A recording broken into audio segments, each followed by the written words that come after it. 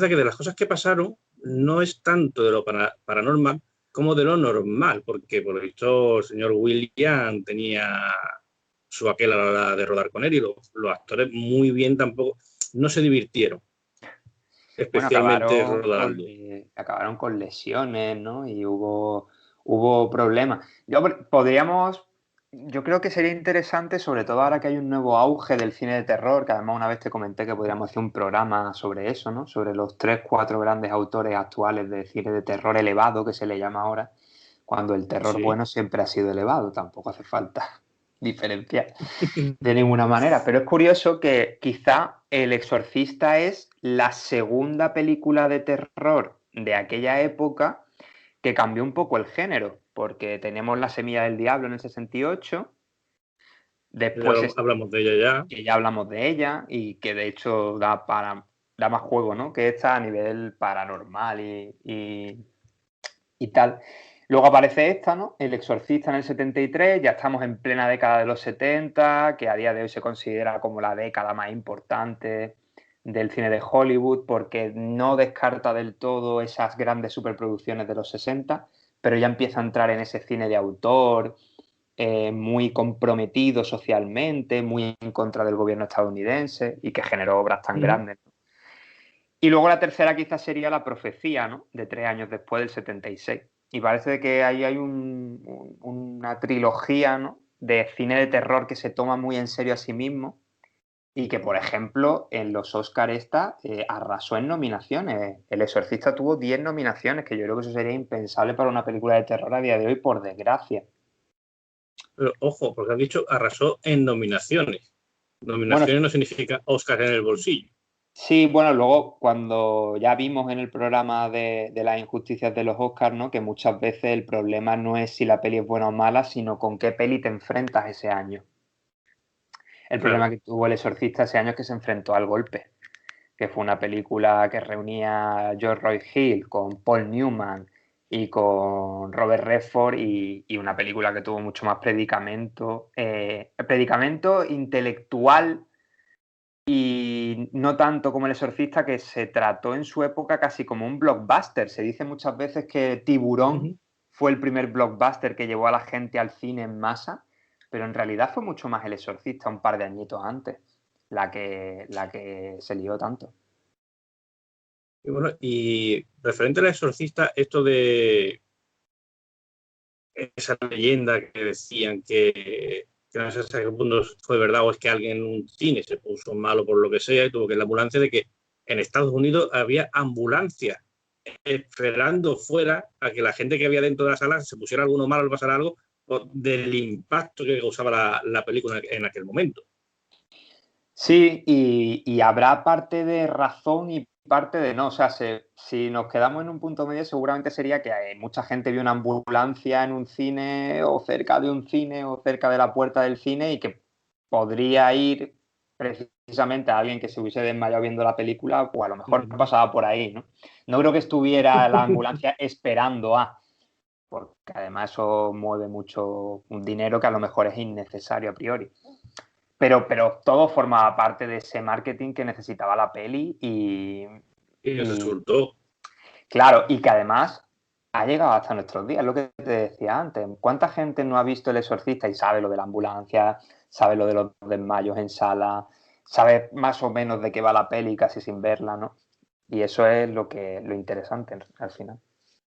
Que además una película que la ves a día de hoy, o sea, incluso ves no la versión remasterizada, sino la original, y los efectos especiales no han envejecido para nada, siguen siendo unos efectos especiales cojonudos, y hay que decir que estamos en una época en la que los efectos digitales no existían. Claro, y precisamente por eso no envejecen, ¿no? Porque no hay efectos digitales que casi por definición tienden a envejecer porque tienden a mejorar constantemente. Y por eso muchas veces defendemos, ¿no? ese tipo de efectos especiales, que son lo que se llamaba antes efectos especiales, porque todo lo que es digital y de ordenador en realidad son efectos visuales. El efecto Correcto. especial de explosiones hechos con con elementos explosivos, con dinamita, todo lo que es marioneta, stop motion, ¿no? Todo es lo que le da ese corte tan bonito, ¿no? Al cine y que aquí se ve muy bien. Que luego a lo mejor las actrices pues como que no les moló, ¿no? A lo mejor hubiesen preferido un cromita y efectos digitales en vez de arneses y cuerdas que les dañaron la espalda, a lo mejor, pero bueno, Claro. verás. Pero lo que dices, por ejemplo, el tema de la diferencia entre los efectos visuales y los efectos especiales es algo que se puede ver muy bien también en dos películas, que sería El Día de la Independencia y El Día de la Independencia Contraataque. Mientras que Emmerich en la primera parte es todo maqueta, la escena de la explosión es una explosión, o sea, es una maqueta que explota, incluso la ponen al revés para que el fuego suba por la calle y después giran la imagen, todas las naves son maquetitas y demás, y después ven la segunda parte, 20 años después, y dice, ¿por qué los efectos especiales de la primera, aunque la película deje mucho que desear, me gustan más que los de la segunda? Y son más reales. Claro, sí, es que aparte que la segunda parte en general tampoco es que sea muy buena en general. Pero bueno, Tampoco, sí, sí, sí, pero llama la atención. al final todo Llama la atención el tema de los efectos. lo mueve el dinero. O sea, pues los efectos digitales son más baratos y ya está. Eso también se ve muy bien con las pelis de Marvel. El primer Iron Man del 2008, la armadura estaba hecha y tú ves el making of y ves que la armadura está entera construida. Y te ves el último Iron Man, Pijama.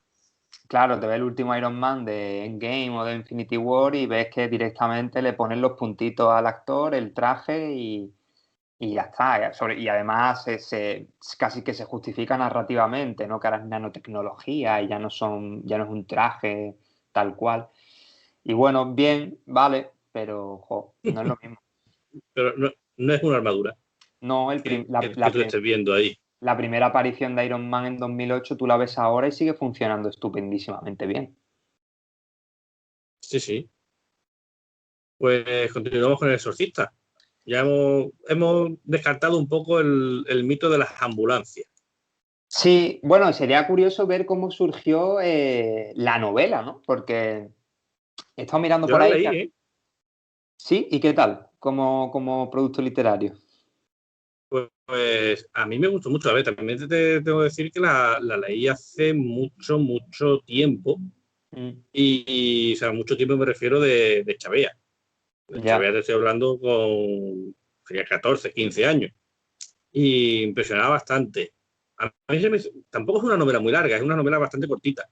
sí. Y como la leí después de ver la película y tenía escenas que no había visto en la película, pues me sorprendió también bastante. Claro. Sí, bueno, la novela la escribió, lo diré. Ahora se me ha ido el nombre, no lo tengo por aquí. Era William Peter Buckley. Y es curioso porque se ve que muchas veces sucede una serie de acontecimientos no muy casuales que permiten una obra o una película o un libro trascender o no por una cosa muy significante, ¿no? Hay este chaval, bueno, chaval en su momento sería, ahora ya pues ya no es tan chaval el pobre. Ganó como una especie de concurso, una especie de pasapalabra de un programa no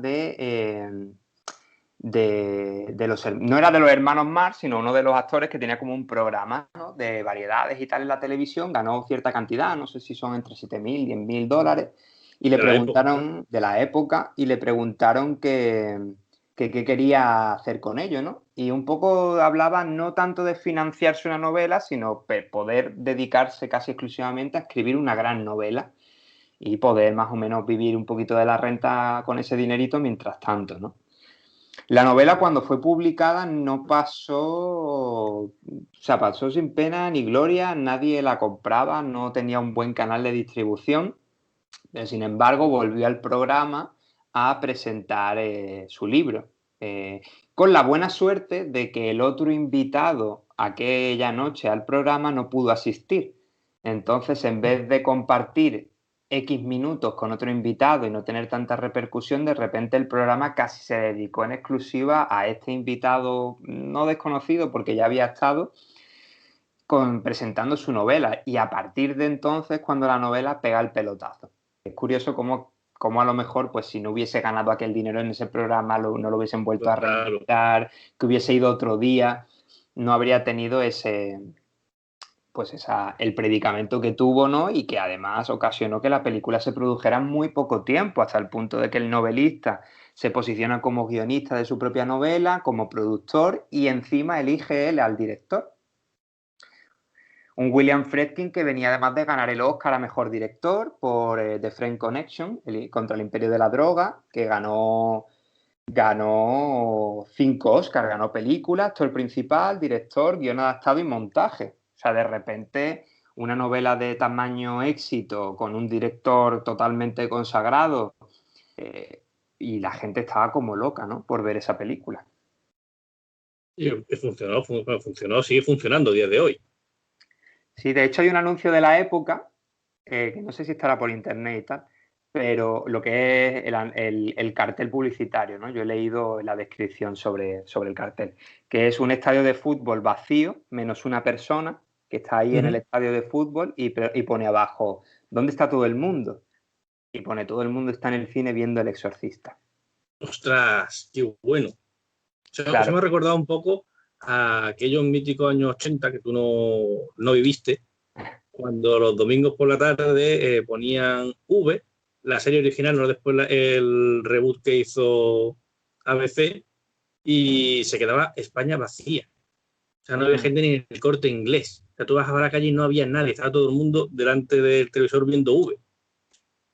Jolín, pues sí que... O sea, eso yo creo que solamente se ha repetido con algún mundial de fútbol y poco más, y ni eso. Sí, pero vamos, pero esto es verídico. O sea, además que te gustase o no te gustase, tenías que verla porque el otro día en el colegio o en el trabajo de lo que se hablaba era del último episodio de V que lo echaban el domingo por la tarde. Que por cierto, quien quiera verla o saber de lo que estamos hablando, porque la gente que no sepa de qué estamos hablando, está en Prime. V, Sí, la serie original. sí, yo la tengo puesta en la lista de Amazon Prime porque sé que está ahí. La verdad es que Amazon Además, tiene una. Prime... Sí. Sí, pero aparte tiene una de las escenas que yo creo que a día de hoy sigue siendo la más impactante de la televisión. Y yo creo que tú más o menos puedes saber aunque no hayas visto, esa escena has tenido que ver. El Bueno, momento en que la malísima Diana se toma la merienda. pues ahora mismo así no me suena, y casi que mejor, no me vayas a hacer spoiler. Pero todavía no me he puesto a verla. No, eso lo vas a ver en el primer episodio. Ah, vale. Pues... Pero es brutal. Y en aquellos años 80, o sea, te digo, o sea, la gente se llevó las manos a la cabeza literalmente. Pues invitamos a que la gente se suscriba a Amazon Prime, que son 32 € al año. Y si Amazon nos quiere promocionar el programa, pues perfecto. Sin problema. Bueno, más cositas. Bueno, con ese pedazo de equipo, además, quieren incluso a Al Pacino o a Jack Nicholson como el padre Carras. Lo que pasa es que es verdad que William Friedkin al final prefirió a Jason Miller, porque lo vio en una obra de teatro, un actor que se había predicado poco en el cine, pero en el teatro es verdad que tenía cierto nombre. Y el padre Merrin es Max von Sydow, que ya era un actor bastante conocido por las películas de Ingmar Bergman, sobre todo las películas suecas. Incluso esta película compitió con una peli de Ingmar Bergman aquel año en los Oscars. Y de repente, pues, ¿no? Es como estos proyectos casi de casualidad empiezan a juntarse grandes artistas de un lado y de otro, y empieza a generar mucho hype. Quizás sea de las primeras películas con ese alto nivel de expectativa en el público. Y es curioso porque vi la peli hace no mucho y me llamó la atención porque el maquillaje que le ponen a Max von Sydow mola mucho, porque Max von Sydow en aquella época era joven. Y sin embargo tú estás viendo al Max von Sydow que luego De veremos ahora. 20 años después, y dices, jolín, que cómo lo clavaron, ¿no? De hecho, yo lo pensé, digo, ¿pero este hombre siempre ha sido viejo toda la vida o qué? Y entonces busqué a Max von Es verdad. Sydow años 70 y que va, era un tío muy jovencito. Si fue la Sí, sí. época más o menos en la que, pues eso, Bueno, estaba todavía a tope. también le podía haber pasado como le ocurrió a Sean Connery, que Sean Connery, una vez que rodó El nombre de la rosa, a partir de